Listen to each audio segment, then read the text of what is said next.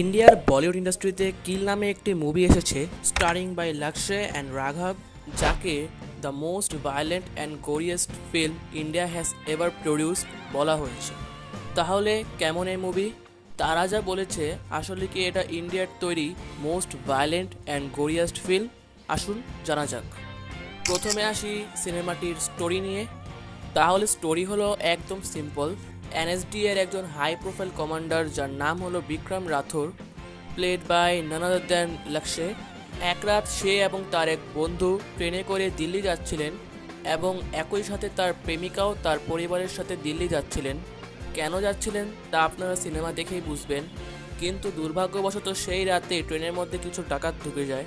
আর তারা যে অনেক বড় গ্যাং ট্যাং এমন কিছু না, তারা সিম্পলি এসেছিল মানুষজনের পার্স আর তাদের মোবাইল ফোন চুরি করার জন্য।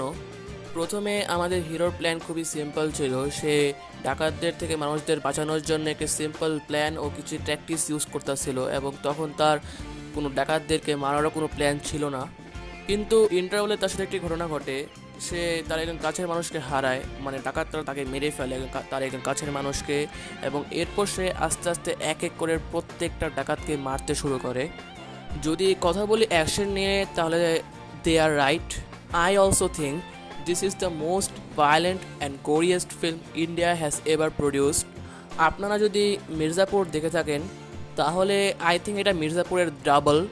যেভাবে অ্যাকশন স্টান্ট পারফর্ম করা হয়েছে এবং সেটাকে দেখানো হয়েছে, এক্সিকিউশনে 100/100। সিনেমার প্রথম হাফের অ্যাকশন ইজ গুড, আর আমরা অনেক ছবিতে এরকম অ্যাকশন দেখেছি, বাট সেকেন্ড হাফের action is damn good and extraordinary. ও অ্যাক্টিং আর পারফরমেন্সের কথা বললে লাক্সে ওয়াজ টু গুড। ওর এটা প্রথম ছবি ছিল, তাও যেভাবে এক্সপ্রেশন আর অ্যাকশন করেছে দেখতে অসাধারণ লেগেছে। আর সিনেমার মেইন ভিলেন রাঘব পুরা স্ক্রিন মাতিয়ে রেখেছে। তার ডায়লগ লাক্সে থেকে বেশি ছিল এবং সে তার ডেলিভারিও ঠিক মতো করতে পেরেছে। আর ওই ছিল যার কারণে এত বাড়াবাড়ি হয়েছিল। নাহলে তাদের প্ল্যান ছিল আধা ঘন্টার মধ্যে সবগুলো প্যাসেঞ্জারের মোবাইল আর ওয়ালেট নিয়ে বের হয়ে যাওয়া, আর সবগুলো না, A3, A2 আর A1, এই তিনটা বুকির যত প্যাসেঞ্জার ছিল তাদের থেকে সব কিছু ছিনতাই করে নেওয়া। এছাড়া বাকি ক্যারেক্টাররাও ভালো পারফরমেন্স করেছে। আর হ্যাঁ, একটা কথা বলতে ভুলে গেছি যে অ্যাকশনের প্লটটা দুর্দান্ত ছিল, যা হলো ট্রেনের লবি। এত ছোট একটা লবি যেখানে মুভ করা অনেক কঠিন, আপনি শুধু সামনে অথবা পিছনে যেতে পারবেন, তাই অ্যাকশন আরও বেশি রিয়েলিস্টিক মনে হয়। আর যেহেতু তারা ডাকাত, তাই তারা চাকু ইউজ করে, তাই বেশিরভাগ ফাইট হ্যান্ড টু হ্যান্ড হয়। মুভিটার বিজিএমও অস্থির ছিল এবং ক্যামেরা ওয়ার্কও অনেক ভালো ছিল। আর মুভিটির লেন্থ ছোট হওয়ার ফলে কখনোই বোর ফিল হয় না। তবে নেগেটিভের কথায় আসলে this is not a perfect cinema. একেবারে এমন মুভি না যেটা সবাই পছন্দ করবে।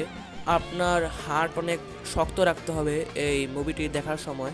আপনার অ্যাকশন পছন্দ হলে আপনি এই মুভিটি দেখতে আসবেন, এটাই একমাত্র বড় নেগেটিভ মুভিটার।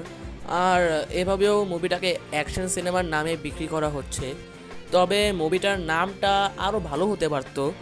কিল নামের মধ্যে ওরকম ক্রিস্পিনেস আর ব্রুটালিটি নেই। যাই হোক, মুভিকে আমি 85/100 দিব।